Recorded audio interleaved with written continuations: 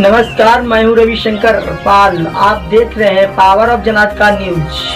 आइए डालते हैं आज की कुछ खास खबरों पे नजर।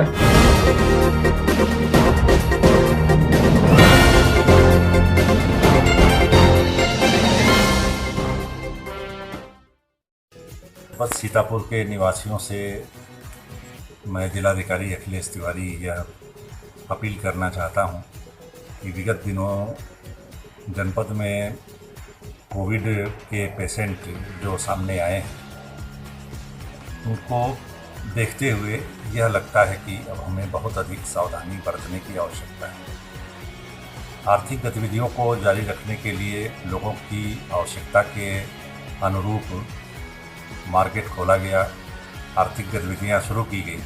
लेकिन इसका अर्थ यह नहीं है कि हम स्वतंत्र हो गए, आज़ाद हो गए। और आज़ादी हमारी इतनी हो गई कि हम वाहनों में अधिक सवारी लेकर के चलने लगे, बाइक पे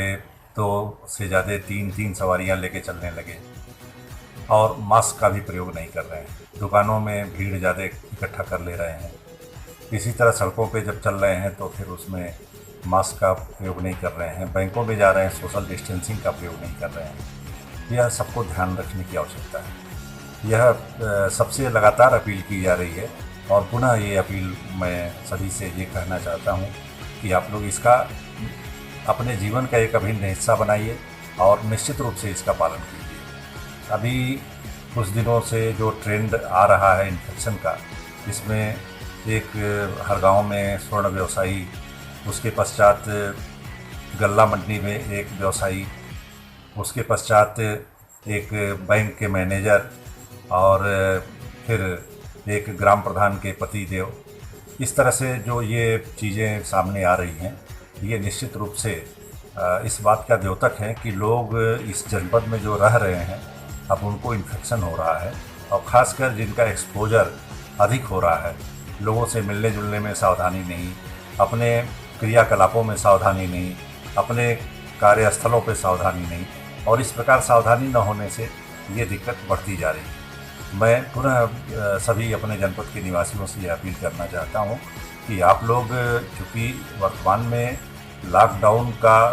में काफ़ी ढील दी गई है, तो उसका दुरुपयोग न करें बल्कि उसका सही ढंग से पालन करें। बैंकों में जाएं तो मास्क लगावें, सोशल डिस्टेंसिंग रखें, कहीं भीड़ भाड़ के स्थानों पर जाएं, बाज़ार में जाएं तो जब बहुत आवश्यकता हो तभी जाएं, और साथ ही साथ सोशल डिस्टेंसिंग का पालन करें, मास्क जरूर लगावें और प्रोटोकॉल कोविड के जो नियम हैं उनका अनुपालन जरूर करें। यह सबको, समाज के हर वर्ग के लोगों को पालन करना है, अन्यथा स्थिति में यह इन्फेक्शन जो है वो बढ़ता जाएगा। पूरे सोसाइटी में अब तक जो संक्रमण की स्थिति है वो यद्यपि इस तरह की नहीं है, लेकिन वर्तमान में जो इस तरह का एक दृश्य दिखाई दे रहा है उससे थोड़ा जागरूकता की आवश्यकता है। हमारे ग्राम प्रधान साथी एक कोविड के जो पेशेंट के रूप में सामने आए हैं,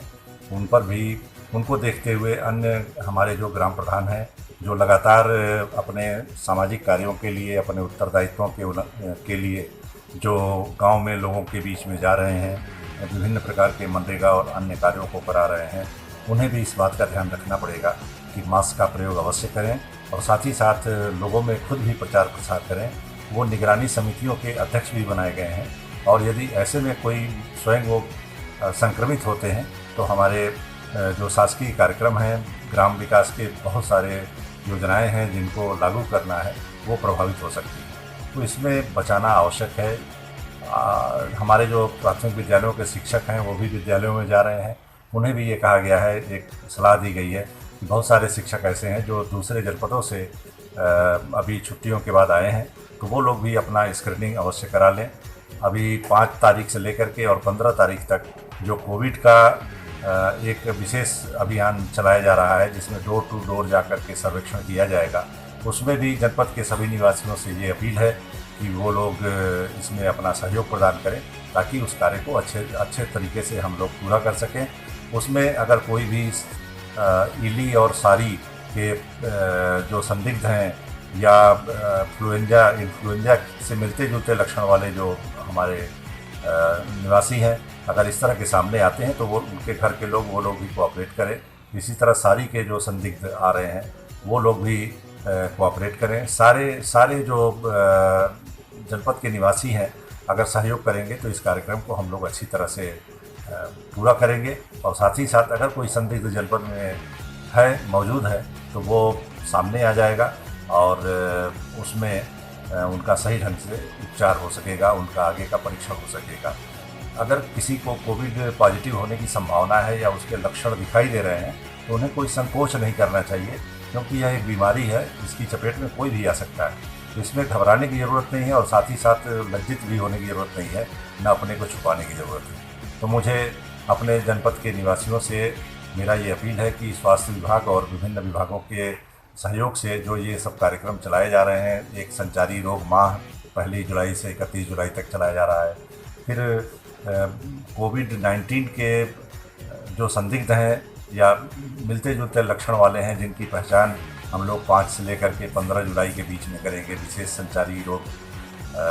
विशेष कोविड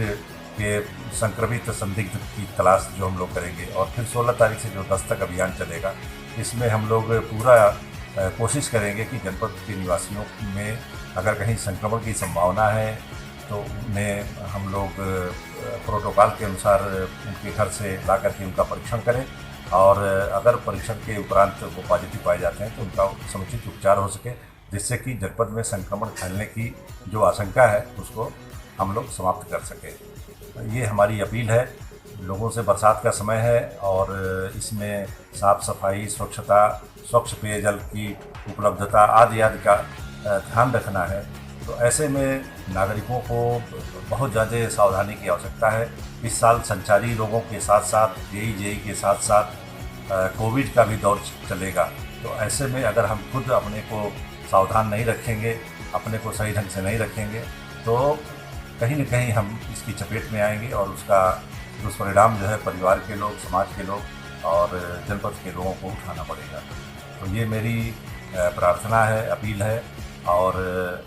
हमारा अनुरोध भी है, हमारी सलाह भी है कि सभी जनपद के नागरिक आने वाले दिनों में सावधानी से रहें और सरकारी जो हमारे कार्यक्रम चल रहे हैं उसमें अपना पूरा सहयोग